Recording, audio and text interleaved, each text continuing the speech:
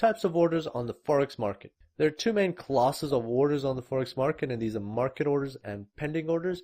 And there are two categories in the pending orders. These are stop orders and limit orders. And we'll have a look at all of them right now. So market orders. You're already familiar with these orders. These are the buy order and the sell order. Stop orders. So the first type of stop order that I'd like to introduce you to is the buy stop. So basically, the buy stop is a pending type of order. What that means is that when you set a buy stop, you're not actually entering the market. You're setting a condition or a trigger or a future order. So you're saying, if something were to happen, then I want my terminal to enter the market automatically for me. So basically what this, in this case, what's happening is you're saying that if the price reaches this green line, I want to enter the market with a buy order.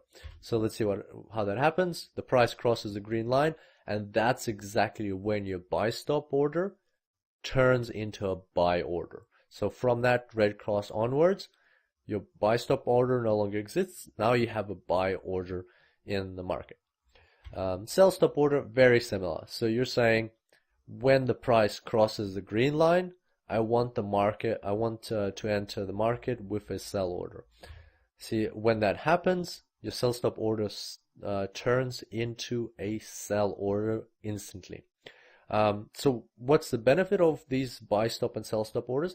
Well, it's basically kind of saving you the effort of actually waiting for the price to get to that level and then entering the market. So if you think that once the price crosses a certain price level or support line, you think the price will keep going downwards, that's when you would want to set a sell stop order and catch that movement as soon as it starts, rather than having to sit around and wait for it to happen.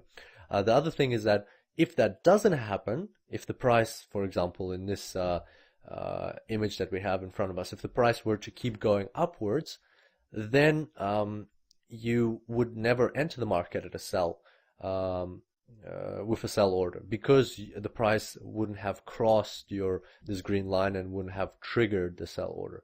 So it's kind of a very convenient way to save your time and also check for specific conditions that you're looking for. Limit orders. Limit orders are similar to stop orders, but they may be a little bit more complicated to remember how they work. But we'll get the hang of it. So a buy limit order is actually set below the market. So what you're anticipating is for the market to go down, touch your order, cross it, touch it, and then go back up. So you're kind of anticipating a recoil.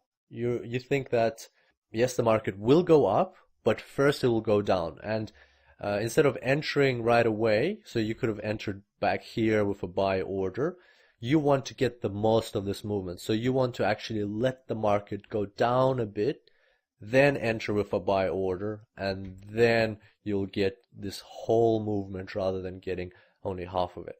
Once the red cross happens over here, your buy limit is no longer a buy limit order. It transforms automatically into a buy order, and you enter the market. That's the point when you enter the market, when the transaction occurs, the opening of the order. Sell limit, it's a very similar concept. You are anticipating an upward movement before a downward movement. So you think that the price will go up, it'll touch your sell limit order, trigger it, and then go down. Once again, you would do this if you're anticipating an overall downward trend, but you think there will first be some sort of retracement upwards. And instead of entering the market back over here with a sell order, you want to get the full movement, so you let the market go up first, touch your sell limit order, and then go down. So in this case, even if the market price crosses your sell limit order, it will still be triggered as a sell order. So there's always these risks that the market will trigger your sell limit order, turn it into a sell order, and then keep going upwards.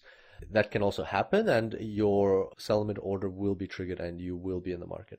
And that's why you should still use stop loss and take profits with your limit and stop order. So even with a sell limit order, for example, you can tell it to set a stop loss and take profit. Of course, the stop loss would have to be above, take profit would have to be below, and it works exactly the same way. Because remember, once the order is triggered, it will either turn into a buy order or a sell order, and all the same rules apply as before. So with your pending orders, you can also set stop loss and take profit levels, which will be triggered with the order, meaning that as soon as the order turns into a buy or sell order, the take profit and stop loss levels will be activated, and they will be protecting your order as they would with any other market order. And to sum up, we've got our different order classes, different order types, and anticipated market movements. So the first two are the market orders. They're the buy and the sell. For buy, we would enter into a buy when we anticipate an upward movement, into a sell when we anticipate a downward trend. And then for pending orders, we would open a buy stop order when we think the market will go up, and then it will continue going up. So we kind of want to check this condition that the market will cross some sort of resistance line, and if that happens, then only we want our buy stop order to become a buy order. Sell stop, similar, we expect the market to go down and then keep going down. Buy limit, we expect the market to go down first a little bit and then go up. And sell limit, we expect the market to go up and then go down. So that's the summary for order types. Don't forget to leave a review for this course if you haven't yet. I would really appreciate that. And I look forward to seeing you in the next tutorial. Until then, happy trading.